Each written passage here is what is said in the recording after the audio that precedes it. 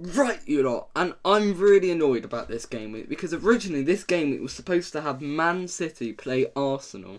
What a massive game that would have been, especially Man City coming off of that loss to Liverpool. I mean, but of course, that old. But of course, for some reason, they have to play a Europa League game against PSV.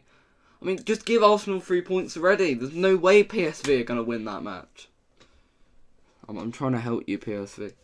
Right, now the first match is Brighton at home to Nottingham Forest. I mean, Brighton's shockingly lost to Brentford last week, and could this be a downward spiral in form? I don't think so. I think Nottingham Forest, they could genuinely get less points than Derby. They're atrocious. I'm going to go for a 1-0 Brighton victory. They don't tend to score much, do they?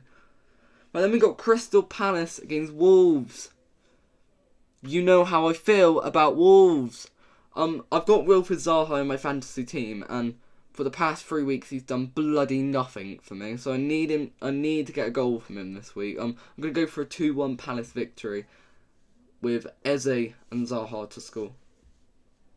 Right, then we got Bournemouth at home against Southampton, and you know what? 3-0 Bournemouth. Call me mad, call me some sort of like weird witch doctor thing, but genuinely I believe that Bournemouth are going to beat Southampton. I mean, have you seen Bournemouth's form? Gary O'Neill must like have some weird magic powder or something, because somehow ever since that 9-0 thrashing, they've come strong. They're the only team unbeaten since then. It's mental, I tell you. And Southampton, I mean, they're looking a bit uninspiring as of late. Ralph Hasenhüttl really has run its course. How the guy ever survived 2 9-0 batterings, I'll never know. Right, then we got Liverpool at Anfield against West Ham United. This is a tight game. I mean, I think the confidence and morale from Liverpool will be up. And I think West Ham in previous seasons has been a bogey team for Liverpool. But Mo Salah also has a really good record against West Ham. So I'm going to say a Salah brace in a 2-1 Liverpool victory. I mean, Trent Alexander-Arnold is back in the team, so that means there's probably going to be conceded.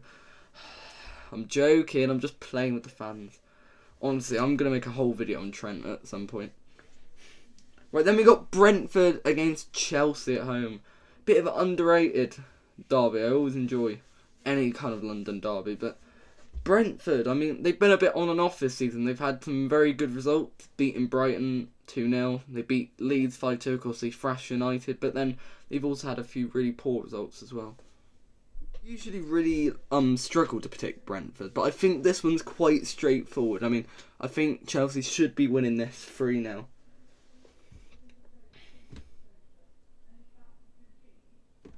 Right, then we have Newcastle at home to Everton. This is the interesting fixture.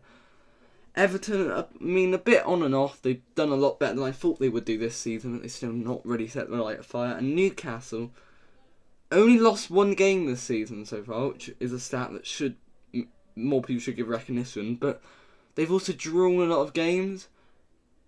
I think this will be a 1-1 draw. Both of the teams like to draw, so yeah. Then we got Fulham against Aston Villa.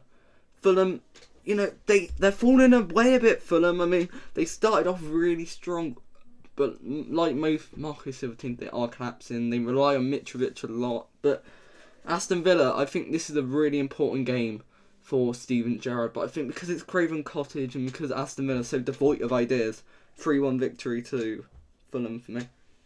Then we got Leicester against Leeds. Leeds are another team who have sort of fallen off a bit. What should I go for Leeds Leicester? I'm going to go 0-0. I think Leeds just need a better goal scorers because Patrick Bamford, I mean, he's useless. Honestly, I think you could replace me with Patrick Bamford and we would get the same goal involvements of season because he doesn't offer a lot. I mean, I really love the likes of Arison that they've got now there, Rodrigo, but they need a better goal scorer. And the big game, Man United against Tottenham. Very odd game because Tottenham, they've been getting results, but they've not been very inspiring. Man United have been you know, that it's still early days under Eric Ten Hag, and I think they've done decent. They've made some mistakes. I don't know if Ericsson will be back for this game. Like, if he isn't, this could be dangerous. But I'm going to go for a 2-2 draw. I think if they had Ericsson in the team, I think I would favour United to beat Spurs, because Spurs are just so devoid of ideas. But I think this is a very important game for United, because they're going to have to believe that they can get into that top 4. I personally think that they're still the 6th best team in the Premier League currently. There's an argument for them to be 7th or 8th with the way the likes of Newcastle and even bloody Bournemouth are playing. So 2-2 draw. So that is my Prem predictions, and I'm not going to lie and say that I'm got them spot on this week like I usually do, but I've just got to hope, you know. Right, sub you lot.